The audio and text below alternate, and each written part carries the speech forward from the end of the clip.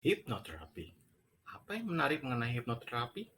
Apa benar hipnoterapi sama dengan ilmu genam? Stay tune guys, kita bedah bersama-sama di channel ini.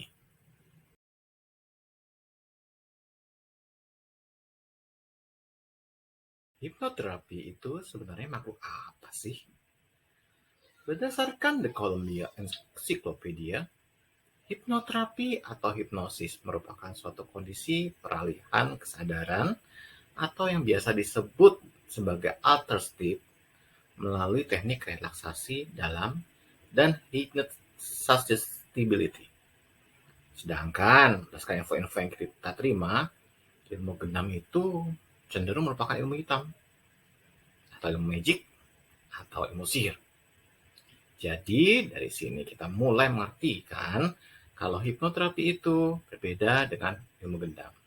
Sekarang mari kita bahas sejarah hipnoterapi atau hipnosis itu seperti apa sih?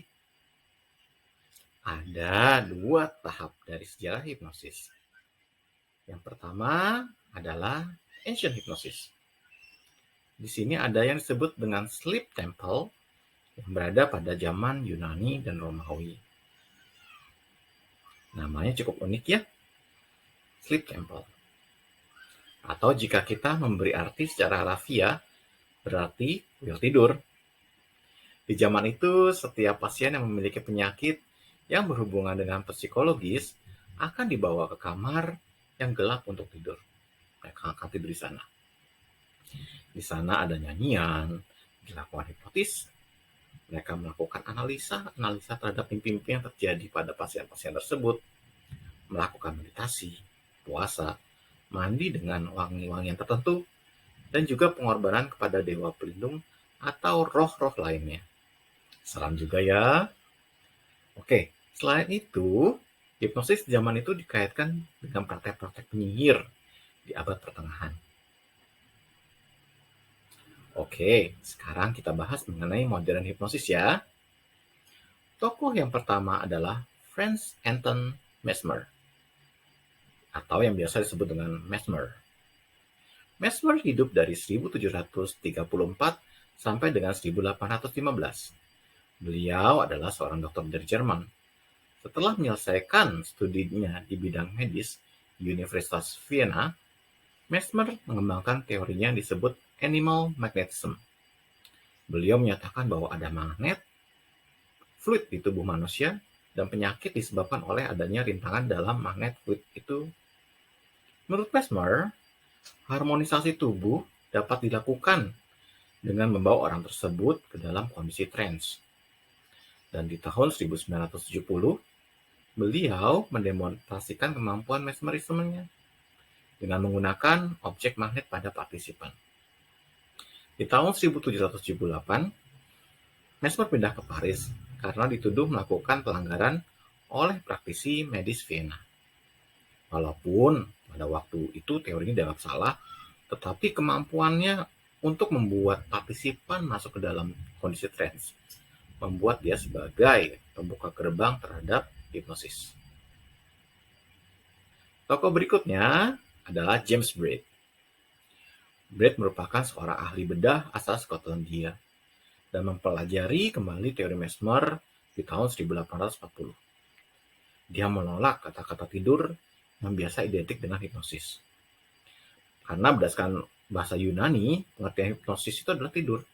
Menurutnya, hipnosis bukan kondisi tidur, dan dia memberikan nama yang baru terhadap hipnosis, yaitu monodeism. Namun sayangnya, nama tersebut tidak pernah diterima sampai dengan sekarang. Tokoh yang ketiga adalah Sigmund Freud, yang merupakan bapak dari psikologi modern. Freud berkolaborasi dengan Joseph Breuer dalam menangani pasien histeria dengan menggunakan hipnosis. Di tahun 1895, mereka, Freud dan Breuer, mengeluarkan karya tulis yang berjudul On the Physical Mechanism of Hysterical Phenomena dan disempurnakan kembali tahun 1895. Karya tulis tersebut merupakan pencetus psikoanalisa dalam menemukan simptom-simptom para pasien histeria. Mereka melakukan stres, langsung trauma psikis yang berasal dari masa lalu yang membuat undischarged energi emosi. Terapi ini mereka sebut sebagai cathartic method, yaitu membawa pasien untuk recall dan merasakan kembali memori-memori yang terlupakan dalam kondisi hipnosis. Oke, belakangan Freud menolak bahwa beliau menggunakan metode hipnosis. Freud lebih suka menyebutnya dengan teknik free association yang membuat energi emosional yang terpendam dalam unconscious mind untuk muncul ke permukaan conscious mind dan dapat dikenali. Lanjut dari sejarah hipnoterapi. Sebenarnya terdapat 4 kondisi pikiran di dalam manusia. Kondisi pertama adalah gelombang beta. Beta memiliki frekuensi 12 Hz ke atas dan merupakan kondisi gelombang otak ketika kita berada dalam keseharian kita. Beta itu ibaratnya adalah kondisi ketika mesin kita sedang berjalan kencang.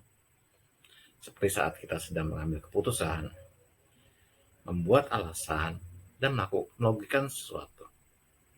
Hati-hati loh teman-teman, sering berada dalam beta membuat manusia mudah untuk stres dan depresi. Berikutnya adalah alfa. Alfa memiliki frekuensi 8-12 Hz, di mana terjadi pada saat kita mulai merelekskan pikiran kita.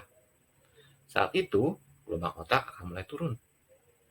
Di alfa inilah gerbang conscious mind dan subconscious mind akan terbuka. Sehingga di kondisi ini, kita bisa mengakses memori yang tersimpan di subconscious mind dan memasukkan informasi-informasi yang baru. Ketika seseorang memasuki kondisi alfa, maka pikirannya akan menjadi suggestible, yaitu mudah menerima sugesti yang diberikan. Secara teknis, pada saat gelombang otak di alfa, maka orang tersebut sudah terhipnosis. Gelombang otak berikutnya adalah theta. Theta merupakan kondisi ketika frekuensi berada di 4-8 Hz. Saat masuk ke theta, aliran ide akan mengalir dengan banyaknya, dengan derasnya. Ini adalah kondisi pikiran yang positif. Dan yang terakhir adalah gelombang delta. Delta merupakan gelombang pada saat manusia tertidur, berada pada frekuensi di bawah 4 Hz. Penjelasan berikutnya adalah ketakutan dan pandangan salah tentang hipnosis. Pertama yang sering ditanyakan adalah, apakah benar hipnosis itu sebenarnya tidur? Kondisi hipnosis berbeda dengan kondisi tidur. Pada saat tidur, kita tidak dalam kondisi sadar. Kita tidak bisa mendengarkan suara orang lain atau tidak sadar dengan kondisi sekitar kita. Sedangkan kondisi hipnosis adalah kondisi sugestif dan terfokus, yang berarti seseorang dalam kondisi hipnosis sangatlah sadar, bahkan sangat fokus pada bimbingan suara hipnotis. Pada kondisi hipnosis, kita masih bisa mendengar suara-suara di sekeliling kita dan masih sadar akan lingkungan sekitar dan juga bisa menjawab pertanyaan-pertanyaan. Bahkan, kita bisa menolak sugesti yang diberikan oleh hipnotis jika tidak sesuai dengan norma-norma yang berlaku. Pertanyaan berikutnya adalah, bisakah saya dikontrol oleh hipnotis? Pada dasarnya, proses hipnosis adalah self-hipnosis. Artinya, tidak ada seorang pun yang bisa membuat orang lain berada dalam kondisi hipnosis. Hipnotis atau yang melakukan hipnoterapi berperan hanya sebagai pembimbing. Oke, next. Berikutnya adalah pertanyaan, apakah orang yang melakukan hipnoterapi adalah dukun? No, seseorang hipnoterapi tidak memiliki kekuatan supranatural apapun. Karena kembali lagi, bahwa semua hipnosis adalah self-hipnosis. Dan tugas dari seorang hipnoterapi adalah membimbing. Oke, pertanyaan berikutnya, apakah bisa terperangkap dalam hipnosis selamanya? Tidak mungkin dapat terperangkap di dalam hipnosis selamanya. Misalnya nih, hipnoterapis lupa membangunkan, pasien dapat bangun sendiri. Karena pasien masih memiliki seluruh kesadaran pada saat proses tersebut. Oke, pertanyaan terakhir adalah, apakah kelemahan mental dapat dihipnosis? Hipnosis itu hanya dapat dilakukan untuk orang-orang yang memiliki kepintaran di atas rata-rata. Dan subjek terbaik dalam kondisi hipnosis adalah orang-orang yang memiliki kemampuan konsentrasi dan imajinasi yang baik. Oke, sekian penjelasan tentang hipnoterapi. Semoga membantu. Terima kasih dan mohon maaf jika terdapat misspelling. Sampai jumpa di pembahasan selanjutnya. Ciao!